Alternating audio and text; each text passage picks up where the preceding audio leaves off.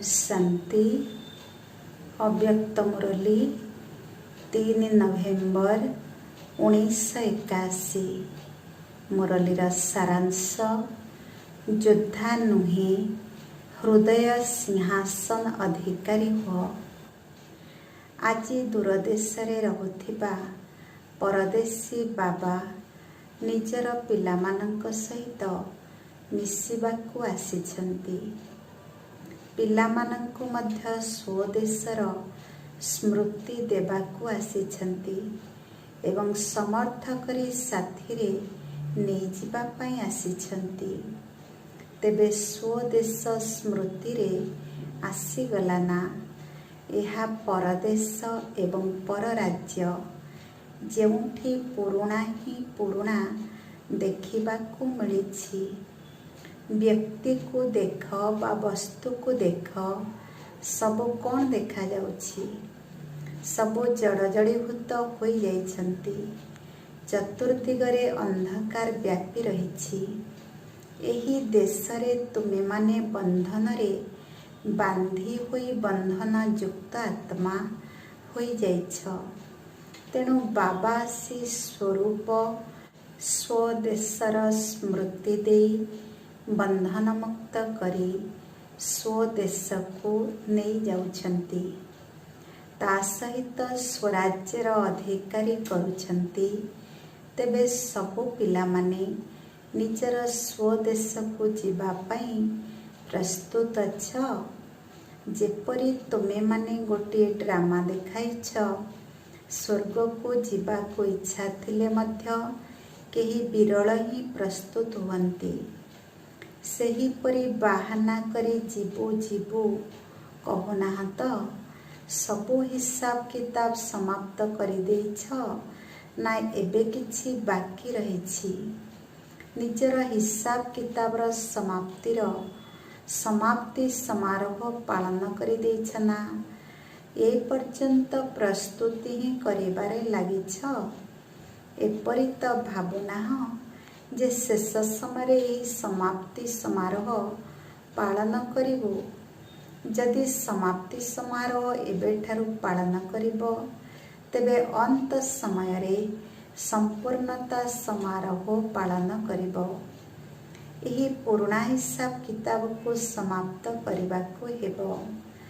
ताहा एबेठारु करिबा द्वारा बहुत कालर बंधन मुक्त, बहुत कालर जीवन मुक्त पद को प्राप्त करि परिबो।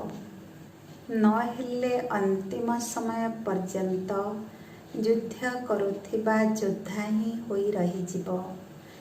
जिए अंतिम समय पर्यंत योद्धा जीवन रे रहिबे, तांकर प्रारब्ध कौन हेबो? योद्धा जीवन तो पिलादिनर जीवन अटे। एबे तो स्वराज्य अधिकारी होई गल। स्मृति रूपी तिलक एवं बाबांक हृदय सिंहासन अधिकारी होई गल। सिंहासन अधिकारी कौन योद्धा होई थांती कि? युद्धर प्रारब्ध सिंहासन और मुकुट मिलगला। वर्तमान रही प्रारब्ध बा प्रत्यक्ष फल प्राप्त होई नहीं कि? संगम जुगर प्रारब्ध पाई सारिछ ना पाइबार अछि? गीत कौन गाउछ? जहा पाइबार थिला ताहा पाइगली ना पाइबार अछि? जेबे कि वर्तमान साथी रे भविष्यतर संबंध अछि, तेणु भविष्यतर प्रारब्ध जदि 25 वर्षर अटे, तेबे वर्तमान प्रारब्ध अंतिम समय 5-6 मास होइथिबो ना 5 दिन होइथिबो ना 5 घंटा होइथिबो ना संगमर बहुत कालर होइथिबो? यदि संगम जुगर प्रारब्ध बहुत कालर होई नथिबो, तेबे भविष्यत प्रारब्ध बहुत कालर किपरि हेबो? सेठिकार 25 वर्ष, एठिकार 25 वर्ष भी हेबो नाही। बाबांकर प्रत्यक्ष संतान होई ଯଦି ସଙ୍ଗମ ଯୁଗର ସଦାକାଳର ବର୍ଷା ପାଇଲ ନାହିଁ, ତେବେ କ'ଣ ପାଇଲ? ସର୍ବସମ୍ପତ୍ତିର ଭଣ୍ଡାରର ମାଲିକଙ୍କର ସନ୍ତାନ ହୋଇ ଯଦି ସମ୍ପତ୍ତିରେ ସମ୍ପନ୍ନ ହେଲ ନାହିଁ, ତେବେ ମାଲିକର ବାଳକ ହୋଇ କ'ଣ କଲ? ସଫଳତା ଆମର ଜନ୍ମସିଦ୍ଧ ଅଧିକାର। ଏହା କଥା କହୁଥିଲେ ମଧ୍ୟ ଯଦି ସଦା ସଫଳତାର ଅନୁଭବ କଲ ନାହିଁ, ତେବେ ଜନ୍ମସିଦ୍ଧ ଅଧିକାରୀ ହୋଇ କ'ଣ କଲ? ଦୁଇ ଜଣ ଯାକ ଭାଗ୍ୟ ବିଧାତା ବାବାଙ୍କର ସନ୍ତାନ ହୋଇ ଯଦି ସଦା ପଦ୍ମାପଦମ ଭାଗ୍ୟଶାଳୀ ହେଲ ନାହିଁ, ତେବେ ଦୁଇ ଜଣ ପିତାଙ୍କର ସନ୍ତାନ ହୋଇ କ'ଣ କଲ? ଶ୍ରେଷ୍ଠ କର୍ମର ବା ଶ୍ରେଷ୍ଠ ଚରିତ୍ର ଗଢ଼ିବାର ଅତି ସହଜ ବିଧି ବାବା ବରଦାତା ହୋଇ ଦେଲେ, ତଥାପି ମଧ୍ୟ ସିଦ୍ଧି ସ୍ୱରୂପ ହେଲ ନାହିଁ, ତେବେ କ'ଣ କଲ? କ'ଣ ଯୁଦ୍ଧ କରିବା, ପରିଶ୍ରମ କରିବା, ଧୀରେ ଧୀରେ ଆରାମରେ ଚାଲିବା, ଏହା ହିଁ ପସନ୍ଦ କି? ଯୁଦ୍ଧକ୍ଷେତ୍ର ପସନ୍ଦ ଆସୁଛି? ହୃଦୟ ସିଂହାସନ କ'ଣ ପସନ୍ଦ ନୁହେଁ? ଯଦି କେବଳ ସିଂହାସନ ହିଁ ପସନ୍ଦ, ତେବେ ସିଂହାସନ ଅଧିକାରୀଙ୍କ ପାଖକୁ ମାୟା ଆସିପାରିବ ନାହିଁ। ସିଂହାସନରୁ ଓହ୍ଲାଇ ଯୁଦ୍ଧକ୍ଷେତ୍ରକୁ ଚାଲି ଯାଉଛ, ସେଥିପାଇଁ ହିଁ ପରିଶ୍ରମ କରିବାକୁ ପଡ଼ୁଛି। ଯେପରି କେତେକ ପିଲା ଲଢ଼େଇ ଝଗଡ଼ା କରିବା ବିନା ରହିପାରନ୍ତି ନାହିଁ। ଯଦି ଆଉ କେହି ନ ମିଳନ୍ତି, ତେବେ ନିଜ ସହିତ କିଛି ନା କିଛି କସମକସ ବା ସଙ୍କଟ ସ୍ଥିତି ସୃଷ୍ଟି କରୁଥାନ୍ତି। ଯୁଦ୍ଧ କରିବାର ସଂସ୍କାର ରାଜ୍ୟ ସିଂହାସନରୁ ଓହ୍ଲାଇ ଦେଇ ଯୁଦ୍ଧକ୍ଷେତ୍ରକୁ ନେଇଯାଇଥାଏ। ଏବେ ଯୁଦ୍ଧ କରିବାର ସଂସ୍କାରକୁ ସମାପ୍ତ କର।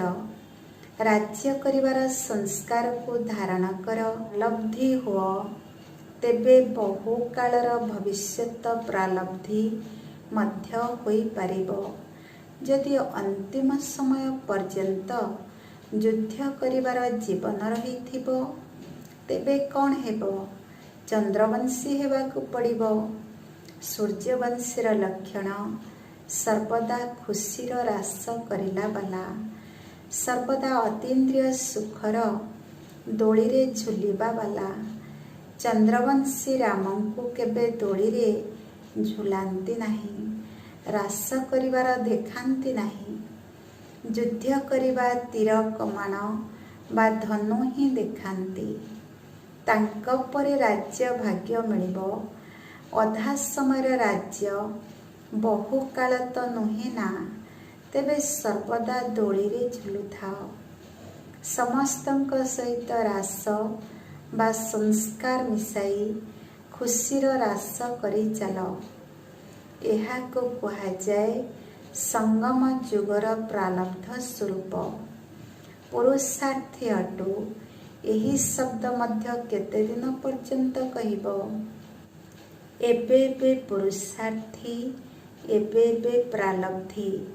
ସଙ୍ଗମ ଯୁଗର ପୁରୁଷାର୍ଥୀ, ସତ୍ୟ ଯୁଗର ପ୍ରାଲବ୍ଧି ନୁହେଁ। ସଙ୍ଗମ ଯୁଗର ପ୍ରାଲବ୍ଧି ହେବାର ଅଛି। ଏବେ ଏବେ ମଞ୍ଜି ପୋତ, ଏବେ ଏବେ ଫଳ ଖାଅ। ଯେତେବେଳେ ବୈଜ୍ଞାନିକମାନେ ମଧ୍ୟ ସବୁ କାର୍ଯ୍ୟର ପ୍ରାପ୍ତିର ଗତିକୁ ତୀବ୍ର କରୁଛନ୍ତି, ତେବେ ନିରବତାର ଶକ୍ତିବାଲା ମଧ୍ୟ ନିଜର ଗତିକୁ ତାଠାରୁ ମଧ୍ୟ ତୀବ୍ର କରିବେ ନା? ବା ଗୋଟିଏ ଜନ୍ମରେ କରିବେ, ଅନ୍ୟ ଜନ୍ମରେ ପାଇବେ? ସେମାନେ ତ ଶବ୍ଦର ଗତିଠାରୁ ମଧ୍ୟ ତୀବ୍ର ଯିବାକୁ ଚାହୁଁଛନ୍ତି। ସବୁ କାର୍ଯ୍ୟ ସେକେଣ୍ଡରେ ଗତିଠାରୁ ବି ଆଗକୁ କରିବାକୁ ଚାହୁଁଛନ୍ତି। ଏତେ ବଡ଼ ବିଶ୍ୱର ବିନାଶ କେତେ କମ୍ ସମୟରେ କରିବା ପାଇଁ ପ୍ରସ୍ତୁତ ହୋଇଯାଇଛନ୍ତି। ତେବେ ସ୍ଥାପନାର ନିମିତ୍ତ ହୋଇଥିବା ଆତ୍ମାମାନେ ଗୋଟିଏ ସେକେଣ୍ଡରେ କରିବା, ଗୋଟିଏ ସେକେଣ୍ଡରେ ପାଇବା, ଏହି ତୀବ୍ର ଗତିର ଅନୁଭବୀ ହେବେ ନାହିଁ। ତେବେ ବୁଝିଲ ଏବେ କ'ଣ କରିବ? ପ୍ରତ୍ୟକ୍ଷ ଫଳ ଖାଅ। ପ୍ରତ୍ୟକ୍ଷ ଫଳ ଭଲ ଲାଗୁନାହିଁ କି? ପରିଶ୍ରମ କଲାବାଲା ଫଳ ଭଲ ଲାଗୁଛି? ପରିଶ୍ରମର ଶୁଖିଲା ଫଳ ଖାଇବା ଦ୍ୱାରା ତ ଏପରି ଦୁର୍ବଳ ହୋଇଗଲ। ନୟନହୀନ, ବୁଦ୍ଧିହୀନ, ଶ୍ରେଷ୍ଠ କର୍ମହୀନ ହୋଇଗଲ। ଏବେ ତ ତାଜା ପ୍ରତ୍ୟକ୍ଷ ଫଳ ଖାଅ। ପରିଶ୍ରମକୁ ସ୍ନେହରେ ପରିବର୍ତ୍ତନ କରିଦିଅ। ଏହିପରି ସର୍ବଦା ରାଜବଂଶର ସଂସ୍କାରଯୁକ୍ତ, ସର୍ବଦା ସର୍ବସମ୍ପତ୍ତିର ଅଧିକାରୀ ଅର୍ଥାତ୍ ବାଳକ ହିଁ ମାଲିକ, ସର୍ବଦା ସଙ୍ଗମଯୋଗୀ ପ୍ରାଲବ୍ଧି ସଂସ୍କାରଯୁକ୍ତ ପ୍ରତ୍ୟକ୍ଷ ଫଳ ଖାଉଥିବା, ଏହିପରି ସଦା ପ୍ରାପ୍ତି ସ୍ୱରୂପ, ସର୍ବଦା ସର୍ବବନ୍ଧନ ମୁକ୍ତ, ସଙ୍ଗମଯୋଗୀ ଜୀବନ ମୁକ୍ତ, ଏହିପରି ସିଂହାସନ ଏବଂ ମୁକୁଟଧାରୀ ପିଲାମାନଙ୍କୁ ବାପଦାଦାଙ୍କର ୟାଦ୍ ପ୍ୟାର ଏବଂ ନମସ୍ତେ। ପାଟିମାନଙ୍କ ସହିତ ବ୍ୟକ୍ତିଗତ ସାକ୍ଷାତ। ସର୍ବଦା ଆତ୍ମିକ ନିଶାରେ ସ୍ଥିତ ରହୁଛ। ଆତ୍ମିକ ନିଶା ଅର୍ଥାତ୍ ଆତ୍ମ ଅଭିମାନୀ ହେବା। ସର୍ବଦା ଚାଲିବା ବୁଲିବା ସମୟରେ ଆତ୍ମାକୁ ଦେଖିବା, ଏହା ହିଁ ରୁହାନୀ ନିଶା। ଆତ୍ମିକ ନିଶାରେ ରହିଲେ ସଦା ସର୍ବପ୍ରାପ୍ତିର ଅନୁଭବ ସହଜରେ ହେବ।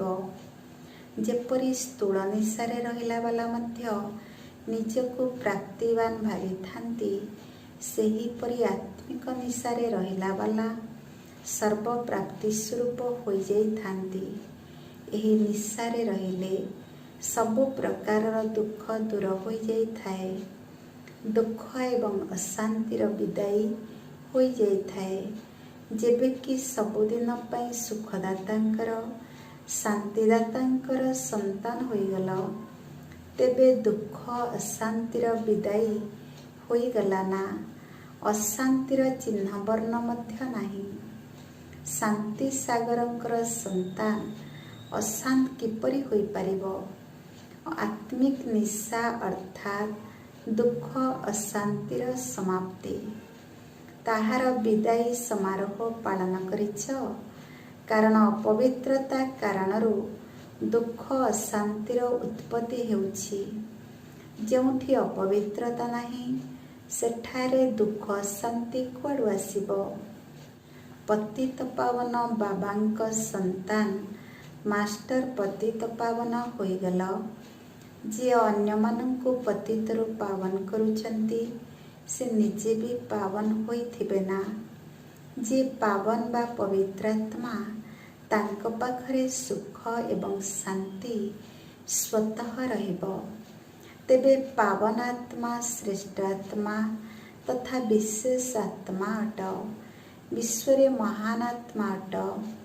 କାରଣ ବାବାଙ୍କର ହୋଇଗଲ। ସବୁଠାରୁ ବଡ଼ ମହାନତା ପାବନ ହେବା। ସେଥିପାଇଁ ଆଜି ମଧ୍ୟ ଏହି ମହାନତା ଆଗରେ ସମସ୍ତେ ମୁଣ୍ଡ ନୁଆଉଛନ୍ତି। ସେହି ଜଡ଼ ଚିତ୍ର କାହାର? ଏବେ ମନ୍ଦିରକୁ ଗଲେ କ'ଣ ଭାବିବ? କାହାର ପୂଜା ହେଉଛି? ମନେ ପଡ଼ୁଛି ଯେ ଏହା ଆମର ଜଡ଼ଚିତ୍ର ଅଟେ।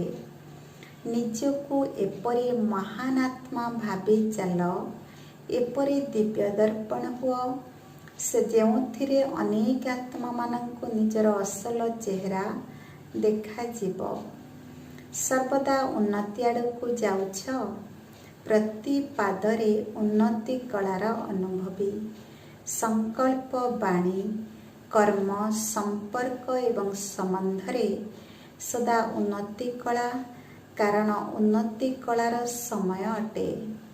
ଅନ୍ୟ କୌଣସି ଯୁଗ ଉନ୍ନତି କଳାର ନୁହେଁ। ସଙ୍ଗମ ଯୁଗ ହିଁ ଉନ୍ନତି କଳାର ଯୁଗ। ତେବେ ଯେପରି ସମୟ ସେପରି ଅନୁଭବ ହେବା ଦରକାର। ଯେଉଁ ସେକେଣ୍ଡ ବିତିଗଲା, ତାର ପରବର୍ତ୍ତୀ ସେକେଣ୍ଡରେ ଉନ୍ନତି କଳା ହେଉ। ଏପରି ନୁହେଁ ଯେ 2 ମାସ ପୂର୍ବରୁ ଯାହା ଥିଲ ଏବେ ବି ସେହିପରି। ସବୁବେଳେ ପରିବର୍ତ୍ତନ। କିନ୍ତୁ ଉନ୍ନତି କଳାରେ ହିଁ ପରିବର୍ତ୍ତନ ହେଉ। କୌଣସି କଥାରେ ରହିଯାଅ ନାହିଁ। ଉନ୍ନତି କଲାବାଲା କେବେ ଅଟକି ଯାଆନ୍ତି ନାହିଁ। ସେମାନେ ସର୍ବଦା ଅନ୍ୟମାନଙ୍କୁ ମଧ୍ୟ ଉନ୍ନତି କଳାକୁ ନେଇଯାଇଥାନ୍ତି। ପ୍ରଶ୍ନ, ଯିଏ ସର୍ବଦା ଉଡ଼ନ୍ତା ପକ୍ଷୀ ଅଟନ୍ତି ସେମାନଙ୍କର ଲକ୍ଷଣ କ'ଣ? ଉତ୍ତର, ସେମାନେ ଚକ୍ରବର୍ତ୍ତୀ ହୋଇଥିବେ, ଅଲରାଉଣ୍ଡର ପାଟଧାରୀ। ଉନ୍ନତି କଲାବାଲା ଏପରି ନିର୍ବନ୍ଧନ ହୋଇଥିବେ ଯାହାକି ଯେଉଁଠି ବି ସେବା ହେଉଥିବ ସେଠାରେ ପହଞ୍ଚିଯିବେ। ସବୁ ପ୍ରକାରର ସେବାରେ ସଫଳତା ମୂରତ ହୋଇଯିବେ। ଯେପରି ବାବା ଅଲରାଉଣ୍ଡ ପାଟଧାରୀ ଅଟନ୍ତି, ସଖା ମଧ୍ୟ ହୋଇପାରିବେ ଏବଂ ପିତା ମଧ୍ୟ ହୋଇପାରିବେ। ସେହିପରି ଉନ୍ନତି କଲାବାଲା ଯେତେବେଳେ ଯେଉଁ ସେବାର ଆବଶ୍ୟକତା ହେବ ସେଥିରେ ସମ୍ପନ୍ନ ପାଠ କରିପାରିବେ। ଏହାକୁ ହିଁ କୁହାଯାଏ ଅଲରାଉଣ୍ଡ ଉଡ଼ନ୍ତା ପକ୍ଷୀ। ଆଚ୍ଛା, ଦ୍ୱିତୀୟ ପ୍ରଶ୍ନ, ସାକାର ବ୍ରହ୍ମାଙ୍କର ଅନେକ ଭୁଜା ପ୍ରସିଦ୍ଧ କାହିଁକି? ଏହା କାହାର ସ୍ମୃତି ଚିହ୍ନ? ଉତ୍ତର, ଏହା ତୁମମାନଙ୍କର ସହଯୋଗୀ ସ୍ୱରୂପର ସ୍ମୃତି ଚିହ୍ନ ଅଟେ। ଯେପରି ଶରୀରରେ ବିଶେଷ କାର୍ଯ୍ୟକର୍ତ୍ତା ଭୁଜା ଅଟେ, ସେହିପରି ବାପଦାଦାଙ୍କର କର୍ତ୍ତବ୍ୟରେ କାର୍ଯ୍ୟକର୍ତ୍ତା ନିମିତ୍ତ ରୂପରେ ତୁମେ ସବୁ ସନ୍ତାନମାନେ ଅଟ। ଯେଉଁ ପିଲାମାନେ ସର୍ବଦା ଯଥାର୍ଥ ରୂପରେ ସାଥିରେ ରହୁଥିବା ସାଥୀ ବା ସହଯୋଗୀ ଅଟନ୍ତି ସେମାନଙ୍କୁ କୁହାଯାଏ ରାଇଟ୍ ହ୍ୟାଣ୍ଡ ବା ଦକ୍ଷିଣ ହସ୍ତ। ତୃତୀୟ ପ୍ରଶ୍ନ, ରାଇଟ୍ ହ୍ୟାଣ୍ଡ ବା ଦକ୍ଷିଣ ହସ୍ତର ବିଶେଷତା କ'ଣ? ଉତ୍ତର, ରାଇଟ୍ ହ୍ୟାଣ୍ଡ ସର୍ବଦା ସ୍ୱଚ୍ଛ ଅର୍ଥାତ୍ ଶୁଦ୍ଧ ଏବଂ ଶ୍ରେଷ୍ଠ ଅଟେ। ଯେପରି କୌଣସି ବି ଶ୍ରେଷ୍ଠ ବା ଶୁଦ୍ଧ କାର୍ଯ୍ୟ ଶରୀରର ଦକ୍ଷିଣ ହସ୍ତ ଦ୍ୱାରା ହିଁ କରାଯାଏ, ସେହିପରି ବାପଦାଦାଙ୍କର ସହଯୋଗୀ ରାଇଟ୍ ହ୍ୟାଣ୍ଡ ସର୍ବଦା ବାଣୀରେ, କର୍ମରେ ଏବଂ ସମ୍ପର୍କରେ ଶ୍ରେଷ୍ଠ ଏବଂ ଶୁଦ୍ଧ ଅର୍ଥାତ୍ ପବିତ୍ର ରହିଥାନ୍ତି। ଯେପରି ହସ୍ତ ଦ୍ୱାରା କାର୍ଯ୍ୟ କରାଉଥିବା ଶକ୍ତି ଆତ୍ମା ଅଟେ। ହସ୍ତ କରିଲା ବାଲା ଏବଂ ଆତ୍ମା କରାଇଲା ବାଲା, ସେହିପରି ଦକ୍ଷିଣ ହସ୍ତ ସହଯୋଗୀ ସନ୍ତାନମାନଙ୍କୁ ସର୍ବଦା ନିଜର କରାଇବା ବାଲା ବାବାଙ୍କୁ ସ୍ମୃତିରେ ରଖି ନିଜେ ନିମିତ୍ତ ମାତ୍ର କରିଲା ବାଲା ହୋଇଯାଆନ୍ତି। ନିଜକୁ କରାବନହାର ଭାବନ୍ତି ନାହିଁ। ସେଥିପାଇଁ ସେମାନଙ୍କ ପ୍ରତି କର୍ମରେ ନିଆରାପଣ, ନିରହଙ୍କାରୀପଣ ଏବଂ ନମ୍ରତାପଣର ନବନିର୍ମାଣର ଶ୍ରେଷ୍ଠତା ଭରି ହୋଇ ରହିଥାଏ। ଦକ୍ଷିଣ ହସ୍ତ ବିଶେଷ ଶକ୍ତିଶାଳୀ ହୋଇଥାଏ। ତେଣୁ ଦକ୍ଷିଣ ହସ୍ତ ସହଯୋଗୀ ଆତ୍ମାମାନେ ସର୍ବଦା ବିଶ୍ୱ କଲ୍ୟାଣ, ବିଶ୍ୱ ପରିବର୍ତ୍ତନର କାର୍ଯ୍ୟର ଦାୟିତ୍ୱର ବୋଝକୁ ସହଜ ଭାବରେ ଉଠାଇ ପାରିବେ। ସେମାନଙ୍କର କାର୍ଯ୍ୟର ଗତିରେ ଅର୍ଥାତ୍ ବେଗରେ ତୀବ୍ରତା ରହିଥାଏ। ସେମାନେ ପ୍ରତ୍ୟେକ ବିଷୟରେ ଧାରଣାରେ ବା ବାସ୍ତବିକ ଭାବରେ ସ୍ୱରୂପକୁ ଆଣିବାରେ ତୀବ୍ର ପୁରୁଷାର୍ଥୀ ହୋଇଥାନ୍ତି, ସଦା ପ୍ରସ୍ତୁତ ରହିଥାନ୍ତି। ଚତୁର୍ଥ ପ୍ରଶ୍ନ, ଲେଫ୍ଟ ହ୍ୟାଣ୍ଡ ବା ବାମ ହସ୍ତ ସହଯୋଗୀ ଭୁଜାଙ୍କର ଲକ୍ଷଣ କ'ଣ ହୋଇଥିବ? ସେମାନଙ୍କ ଭିତରେ ସ୍ୱଚ୍ଛତା ସାଥିରେ ଅସ୍ୱଚ୍ଛତା ଅର୍ଥାତ୍ ସଂକଳ୍ପ, ବାଣୀ ଓ କର୍ମରେ କେବେ କେବେ କିଛି ନା କିଛି ଅଶୁଦ୍ଧି ବି ରହିଯାଇଥାଏ, ଅର୍ଥାତ୍ ସମ୍ପୂର୍ଣ୍ଣ ସ୍ୱଚ୍ଛ ହୋଇନଥାନ୍ତି। ସେମାନଙ୍କର ପୁରୁଷାର୍ଥର ଗତିରେ ତୀବ୍ରତା କମ୍ ରହିଥାଏ। କରିବି ଭାବିବି କିନ୍ତୁ ଲେଫ୍ଟ ଅର୍ଥାତ୍ ଲେଟ୍ ବା ବିଳମ୍ବରେ କରିବେ। ସାଥିରେ ରହିବେ କାର୍ଯ୍ୟ କରିବେ, କିନ୍ତୁ ପୂରା ଦାୟିତ୍ୱ ତୁଲାଇବାରେ ସାହସ ରଖିବେ ନାହିଁ। ସର୍ବଦା ଉଲ୍ଲାସ ଏବଂ ସାହସ ରଖିବେ, କିନ୍ତୁ ନିରାଧାର ହୋଇନଥିବେ। ସେମାନଙ୍କର ସ୍ଥିତି ବହୁତ ସମୟ ଓକିଲ ଅର୍ଥାତ୍ ଲୟର ଭଳି ହୋଇଥାଏ। ନିୟମ ଅଧିକ ଚିନ୍ତା କରିବେ, କିନ୍ତୁ ଲାଭ କମ୍ ପାଇବେ। ନିଜେ ନିଜର ଜଷ୍ଟିସ୍ ବା ବିଚାରପତି ହୋଇପାରିବେ ନାହିଁ। ପ୍ରତ୍ୟେକ ଛୋଟ ଛୋଟ କଥାରେ ବି ଅନ୍ତିମ ଫଳାଫଳ ପାଇଁ ଜଷ୍ଟିସ୍ଙ୍କର ଆବଶ୍ୟକତା ଅନୁଭବ କରିବେ। ତେବେ ବର୍ତ୍ତମାନ ନିଜକୁ ଯାଞ୍ଚ କର ଯେ ଦକ୍ଷିଣ ହସ୍ତ ହୋଇଛ ନା ବାମ ହସ୍ତ। ପଞ୍ଚମ ପ୍ରଶ୍ନ, ସବୁ ପିଲାମାନଙ୍କ ହୃଦୟରେ ଯେଉଁ ବିଶ୍ୱ ପରିବର୍ତ୍ତନର ଶୁଭ ସଂକଳ୍ପ ଅଛି, ସେହି ସଂକଳ୍ପ କେବେ ପୂରଣ ହେବ? ଉତ୍ତର, ଯେତେବେଳେ ନିଜର ସମ୍ପୂର୍ଣ୍ଣ ପରିବର୍ତ୍ତନ କରିବ। ଯେତେ ନିଜକୁ ପରିବର୍ତ୍ତନ କରିବାରେ ହେଳା କରିବ, ସେତେ ବିଶ୍ୱ ପରିବର୍ତ୍ତନର ଗତି କମ୍ ହେବ। ନିଜର ପରିବର୍ତ୍ତନ ଦ୍ୱାରା ହିଁ ସମୟର ପରିବର୍ତ୍ତନ କରିପାରିବ। ନିଜକୁ ଦେଖ, ତେବେ ସମୟକୁ ଜାଣିପାରିବ, କାରଣ ସମୟ ପରିବର୍ତ୍ତନର ଘଡ଼ି ତୁମେ ଅଟ। ବିଶ୍ୱର ଅର୍ଥାତ୍ ସମସ୍ତ ଆତ୍ମାମାନଙ୍କର ଧ୍ୟାନ ଏବେ ତୁମ ନିମିତ୍ତ ହୋଇଥିବା ସମୟର ଘଡ଼ି ଉପରେ ଅଛି ଯେ ଆଉ ଏବେ କେତେ ସମୟ ବାକି ଅଛି। ବରଦାନ, ମନନ ଶକ୍ତି ଦ୍ୱାରା ଶକ୍ତିଶାଳୀ ହୋଇ ବିଘ୍ନର ଗତିକୁ ସମାପ୍ତ କରି ସର୍ବ ଆକର୍ଷଣ ମୁକ୍ତ ହୁଅ। ବିସ୍ତାର, ବର୍ତ୍ତମାନ ସମୟରେ ମନନ ଶକ୍ତି ଦ୍ୱାରା ଆତ୍ମାରେ ସର୍ବଶକ୍ତି ଗୁଡ଼ିକୁ ଭରିବାର ଆବଶ୍ୟକତା ରହିଛି। ସେଥିପାଇଁ ଅନ୍ତର୍ମୁଖୀ ହୋଇ ସବୁ ପଏଣ୍ଟ ଉପରେ ମନନ କର, ତେବେ ଲହୁଣୀ ବାହାରିବ ଏବଂ ଶକ୍ତିଶାଳୀ ହୋଇଯିବ। ଏହିପରି ଶକ୍ତିଶାଳୀ ଆତ୍ମାମାନେ ଅତୀନ୍ଦ୍ରିୟ ସୁଖର ପ୍ରାପ୍ତିର ଅନୁଭବ କରିଥାନ୍ତି। ସେମାନଙ୍କୁ ଅଳ୍ପ କାଳର କୌଣସି ବି ବସ୍ତୁ ନିଜ ଆଡ଼କୁ ଆକର୍ଷିତ କରିପାରିବ ନାହିଁ। ସେମାନଙ୍କର ମଗନ ଅବସ୍ଥା ଦ୍ୱାରା ଯେଉଁ ଆତ୍ମିକ ଶକ୍ତିଶାଳୀ ସ୍ଥିତି ନିର୍ମାଣ ହୋଇଥାଏ, ସେଥିରେ ବିଘ୍ନର ଶକ୍ତି ସମାପ୍ତ ହୋଇଯାଏ। ସ୍ଲୋଗାନ, ବ୍ରାହ୍ମଣ ସଂସାରରେ ସମସ୍ତଙ୍କର ସମ୍ମାନ ପ୍ରାପ୍ତ କଲାବାଲା ହିଁ ସିଂହାସନ ଅଧିକାରୀ ହୋଇଥାନ୍ତି। ଓମ୍ ଶାନ୍ତି। ସୋମାନ, ମୁଁ ପରମାତ୍ମାଙ୍କର ରାଇଟ୍ ହ୍ୟାଣ୍ଡ ଅଟେ। ଆଜିର ମୁରଲୀରୁ ଶିକ୍ଷା ପ୍ରଥମ ନମ୍ବର, ଅପବିତ୍ରତା କାରଣରୁ ଦୁଃଖ ଅଶାନ୍ତିର ଉତ୍ପତ୍ତି ହୋଇଥାଏ। ଆତ୍ମିକ ନିଶା ଅର୍ଥାତ୍ ଦୁଃଖ ଏବଂ ଅଶାନ୍ତିର ସମାପ୍ତି। ଦ୍ୱିତୀୟ ନମ୍ବର, ଉନ୍ନତି କଲାବାଲା କେବେ ଅଟକି ଯାଆନ୍ତି ନାହିଁ। ସେମାନେ ସର୍ବଦା ଅନ୍ୟମାନଙ୍କୁ ମଧ୍ୟ ଉନ୍ନତି କଳାକୁ ନେଇଯାଇଥାନ୍ତି।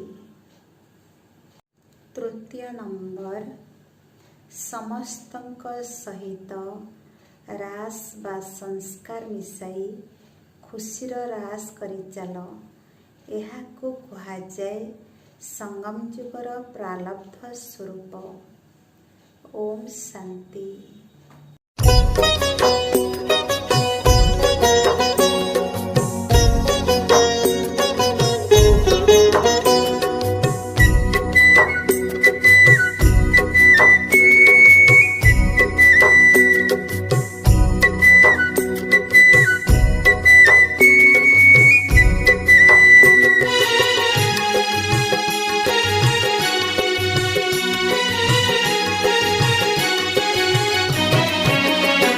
आसो आसो भाई आसो, राज जोग पथे आसो। आसो आसो भाई आसो, राज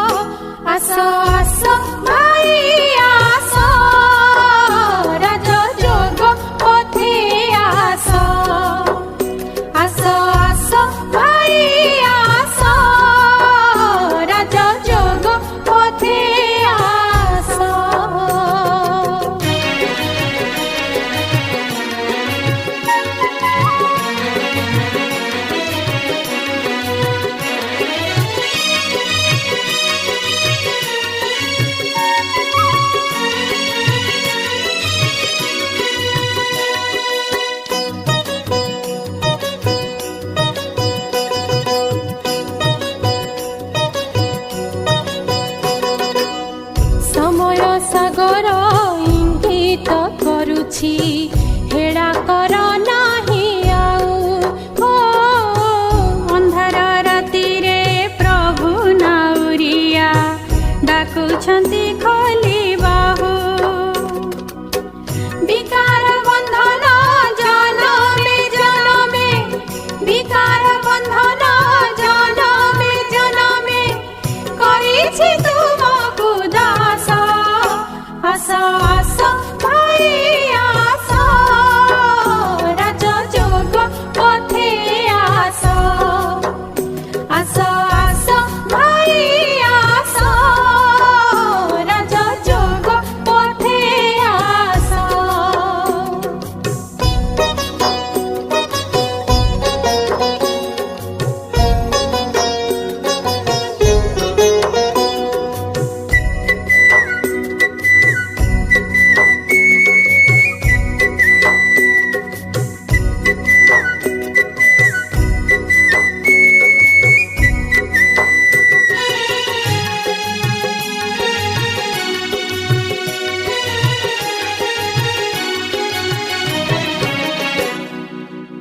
রাজযোগ পথে চালে যে পথিক, ভাগ্যতা উদয় হুয়ে।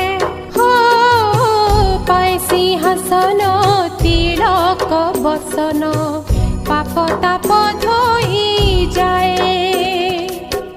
উৎসাহ রঙ্গরে রঙ্গি হই যায়, উৎসাহ রঙ্গরে রঙ্গি হই যায়।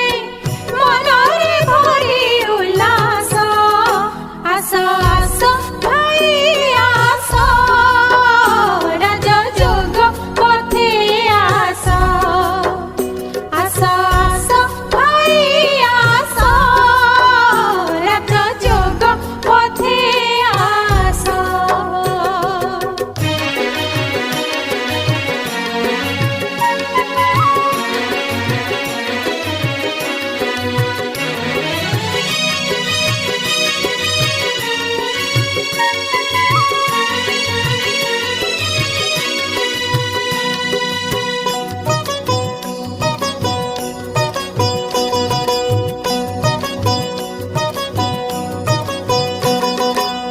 কর্মর কাহাণী লেখিছি পাশ, দিব্য অবতার নেই। হো মুখিয়ে মো ঘর মাতা পিতা সত্য, পরিচয় তার দেই। সরব সম্বন্ধ